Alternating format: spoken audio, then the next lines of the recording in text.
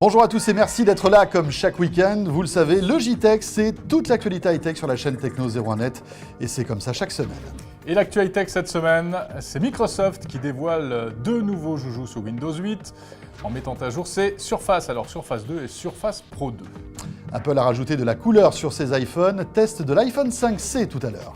On teste des smartphones dans le JTech, mais également carrément des réseaux. Nous avons testé la 4G. Ouh là là, ça va vite. Le JTech, c'est le best-of des vidéos de la semaine sur la chaîne Techno01net. Soyez les bienvenus.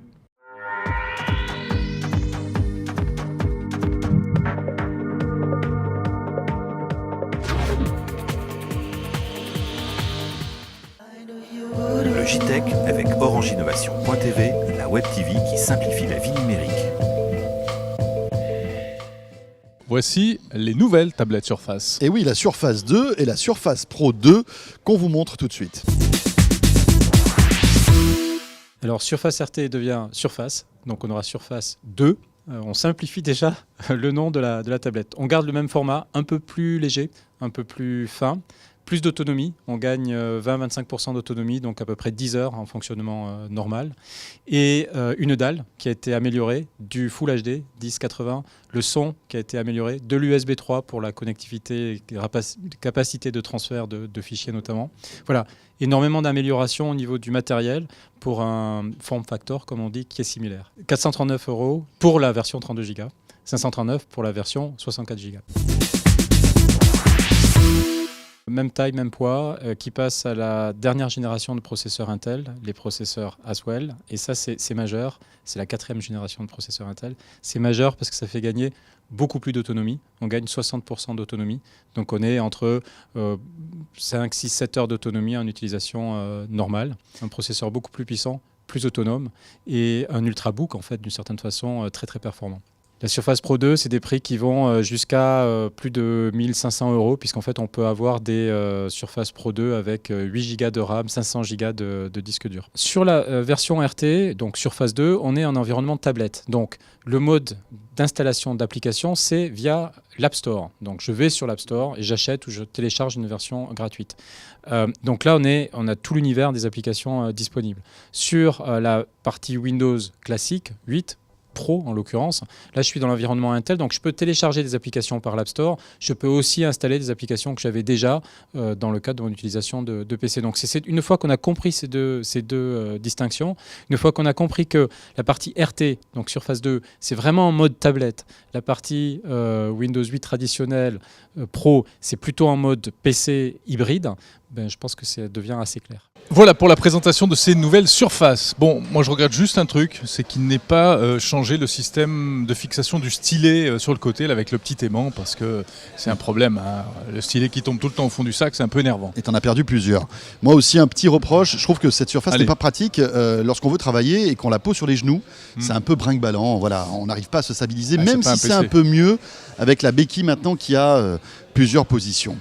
Et un dernier mot, à noter qu'il y a désormais 100 000 applis disponibles pour la Surface RT. Oui. Il y en avait 10 000 au départ, hein. C'est quand même pas mal.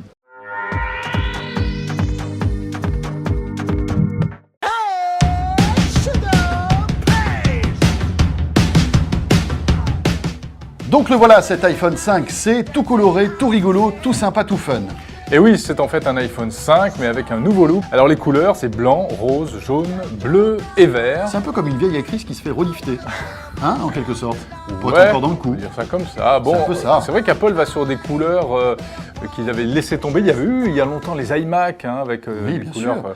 Les iMac, les iPods aussi, les qui étaient iPods disponibles aussi. dans toutes les couleurs, des couleurs assez flashy. Mais côté iPhone, c'est une première. Ouais, donc la particularité, le design de cet iPhone diffère par rapport à l'iPhone 5 par cette couleur, tu disais, et par la texture du matériau utilisé. Hein. C'est du polycarbonate. Du polycarbonate, messieurs. C'est le mot poly pour dire plastique. Bon, le premier point fort, c'est ce look complètement nouveau, un look assez marrant, inhabituel, rafraîchissant, on va dire. Alors c'est un point fort, mais ça peut être aussi un point faible. Parce qu'on peut très bien se dire que ce téléphone comme ça, avec ses couleurs flashy, dévalorise un peu un produit Apple qui a toujours été quand même assez classieux, etc. Voilà. Mais c'est vrai que c'est segmentant, comme on dit, c'est-à-dire que ça peut totalement déplaire à certains. Oui, et puis ça devient un téléphone qui est un peu moins passe-partout, parce que tu le prends bleu, si au bout de 3 mois t'en as marre, c'est plus impliquant qu'un noir ou un blanc. Ouais, mais ça surfe aussi un peu sur une tendance que Nokia a ouvert avec ses Lumia multicolores. Et c'est pas parce qu'on est un chef d'entreprise très sérieux qu'on peut pas avoir un téléphone jaune, bleu ou rose. Bien sûr, tout à fait. Mais après, c'est une question de goût et de couleur. Il est plutôt solide aussi, cet iPhone 5. En tout cas, il dégage une robustesse qui est plutôt sympa, c'est vrai. Et puis, autre point fort, la 4G, qui est véritablement sans doute le gros point différenciant par rapport à l'iPhone 5. Les points faibles, François? En fait, cet iPhone 5C, un petit coup de vieux, et technologiquement pas dépassé, mais c'est un téléphone qui a au minimum 1 an, puisqu'il est quasiment identique techniquement à l'iPhone 5 qui est sorti il y a 12 mois. Voilà.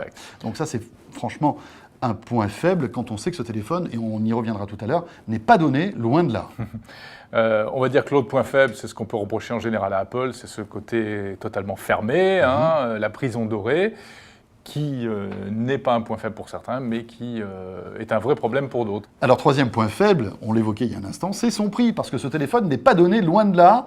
Apple fait avec du vieux, du neuf, et vous vend un appareil qui est un peu vieux, avec un prix de neuf, puisqu'il est vendu 599 € ce 16 Go. Ouais, pour le 16 Go, et puis on va jusqu'à 700 € pour le 32 Go. Il n'y a pas de 64 Go disponible, sinon il faut passer sur l'iPhone 5S. Voilà, dernière petite précision. Pour le prix d'un iPhone 5C, vous pouvez vous offrir un Galaxy S4 qui est beaucoup plus puissant. Alors, le verdict de la chaîne Techno 01net pour cet iPhone 5C, votre note, cher ami? Écoutez, mon cher ami, je vais lui mettre un joli 7 sur 10. Voilà, non pas que je sois énervé, mais je trouve que le fait qu'Apple recycle un iPhone 5, change la coque et vende ça aussi cher, voilà, ça ne mérite pas plus, à mon avis, que 7 sur 10. Oui, mais il n'y a que toi qui parle de recyclage. Non, moi, je lui mets un 8 sur 10 parce que je trouve que les couleurs sont un pari intéressant. On sort des sentiers battus et ça va permettre de capter, je pense, un nouveau public. Plus rapide, c'est la 4G. Ça a intérêt à être rapide avec tous ces rapides-là. Mais oui, c'est vrai que les opérateurs nous bassinent avec la 4G. Je ne sais pas si vous avez remarqué, mais il y a de la pub partout aujourd'hui. Alors, est-ce que ça apporte quelque chose, la 4G? Réponse tout de suite. 3 smartphones sous vos yeux. D'abord, un Galaxy S4 qui est équipé d'une puce 3G. Alors, on va rester chez l'opérateur Orange. On aurait pu en choisir un autre, mais on a choisi celui-là. Pour la cohérence des tests, on a pris le même opérateur. Voilà, dans une zone où on reçoit bien cet opérateur-là. Le Galaxy S4 est en 3G. L'iPhone 5S est en H+, donc c'est la super 3G. C'est la 42 mégabits seconde, Et la fameuse 4G, elle est à l'intérieur du LG G2. On va commencer par un petit speed test, donc ce petit logiciel qui nous montre, compteur à l'appui, comment ça se passe. Ce que ça donne. Alors regardez, là les chiffres parlent d'eux-mêmes. Le Galaxy S4 en 3G, donc l'iPhone 5S en H+, et le LG G2 en 4G. Voilà, c'est impressionnant. C'est vrai que là, le LG avec 80 mégabits seconde, ça dépote quand même. Voilà, 18 à peu près, 21 et environ 80 mégabits pour le download et pour l'upload, donc la voie montante. On est à, vous le voyez... 16 mégas pour la 4G. Ouais. Donc c'est quand même impressionnant. Imaginez 16 mégabits en upload. C'est 4 fois plus que l'H+. Oui, alors que quand tu as une connexion ADSL à la maison, tu plafonnes à 1 méga. Donc là, c'est quand même chaud. C'est même plus rapide qu'en fait l'upload en fibre optique, qui est plafonné en général ou à 5 ou à 10 mégas. Là, on a 16 mégas. Là, les conditions sont optimales. Voilà. Mais l'upload en 3G est pas mal non plus. On est à 3 ou 4 mégabits, suivant qu'on soit en 3G ou en H+. Et au passage, on se rend compte qu'il n'y a pas énormément de différence entre la 3G traditionnelle chez Orange et l'option H+, qui coûte 5 € de plus. On a pratiquement les mêmes débits. Voilà. Un petit mot des tarifs. Alors, il faut savoir que les opérateurs essaient justement de valoriser cette 4G en augmentant le prix des abonnements. Regardez un petit peu ce que proposent les Bouygues, les SFR, les Orange. Free Mobile ne communique pas pour la 4G, ça ne devrait pas tarder. Mais pour l'instant, ce sont les 3 opérateurs historiques. En général, il y a une différence de 5 à 10 € pour le même abonnement en 3G et en 4G. Faites attention au fair use, à la data, au forfait data que vous allez avoir, parce qu'on peut imaginer qu'en 4G... de données qu'on peut télécharger. Voilà, on peut imaginer qu'en 4G, vous allez télécharger plus vite et donc plus. Donc prenez un forfait avec plus de data disponible. Si vous changez d'appareil, confirmez bien qu'il soit compatible 4G, parce qu'il y a encore des téléphones qui ne sont pas compatibles 4G. Regardez bien ça. Et puis sachez qu'en termes d'autonomie, on s'était dit qu'un téléphone 4G allait consommer beaucoup plus d'énergie qu'un téléphone en 3G. Eh bien, c'est faux. Les premiers tests que j'ai pu mener montrent que non seulement ça consomme pas plus qu'un téléphone en 3G, mais j'ai l'impression que si le téléphone est bien optimisé, ça consomme moins. Donc voilà, c'est peut-être une information aussi importante. On s'intéresse aujourd'hui à un smartphone sous Android. Et l'un des plus puissants du moment, un smartphone sous Android, je l'ai entre les mains, il s'agit du LG G2. Allez, on commence par l'écran, grande taille, 5,2 pouces.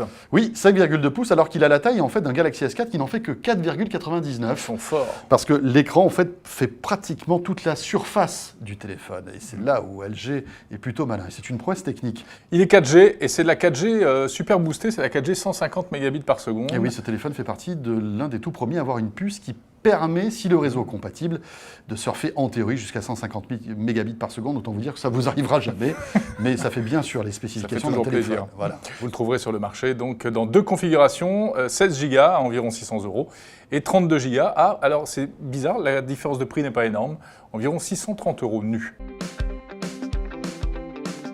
Ce téléphone est plutôt bien doté. On peut dire qu'en fait LG a mis véritablement, on le disait tout à l'heure, son savoir-faire et le meilleur de la technologie aujourd'hui, avec un super écran, de la puissance, une autonomie qui est exceptionnelle, une interface sympa. Qui est pas mal du tout. Et puis même, ils ont boosté l'audio. Ce téléphone existe simplement en 2 capacités mémoire, 16 ou 32 Go, et le drame, parce qu'on peut dire que c'est véritablement, vraiment, si vous voulez, l'aspect, la partie dramatique de cette vidéo, c'est que vous ne pouvez pas étendre cette mémoire, il n'y a pas de port mémoire, ce qui fait que lorsque vous achetez du 16 Go, vous ne pouvez pas étendre cette mémoire, et là c'est vraiment dommage. Moi il y a un petit truc qui m'a énervé, c'est les soi-disant raccourcis liés à l'interface qui en fait ne marchent pas, des trucs avec 3 doigts, etc. On a galéré pour les faire fonctionner. Et puis, peut-être un mot sur la coque arrière. Oui, voilà, c'est-à-dire que c'est un téléphone qui est correctement fini, mais c'est vrai que le plastique laisse les traces de doigts et on est toujours en train de le nettoyer, le frotter contre sa chemise pour qu'il soit nickel. Mais c'est même pas un joli plastique comme le Galaxy S4. Voilà, c'est vrai. On va dire que la finition n'est pas véritablement le super point fort de ce téléphone, même s'il est tout à fait correct. Voilà, c'est la fin de ce JTech. Retrouvez l'intégralité de ces vidéos et bien d'autres. Et surtout, le JTech chaque samedi dès 7h sur la chaîne techno.tv et sur 01net.com. Voilà, on compte sur vous pour vous lever tôt. Et puis sachez que vous pouvez nous retrouver sur les réseaux sociaux, Facebook, Twitter et Google+, Orange Innovation TV, et puis sur la TNT à Lyon et à Troyes. Portez-vous bien, on sera là bien sûr le week-end prochain. Salut à tous.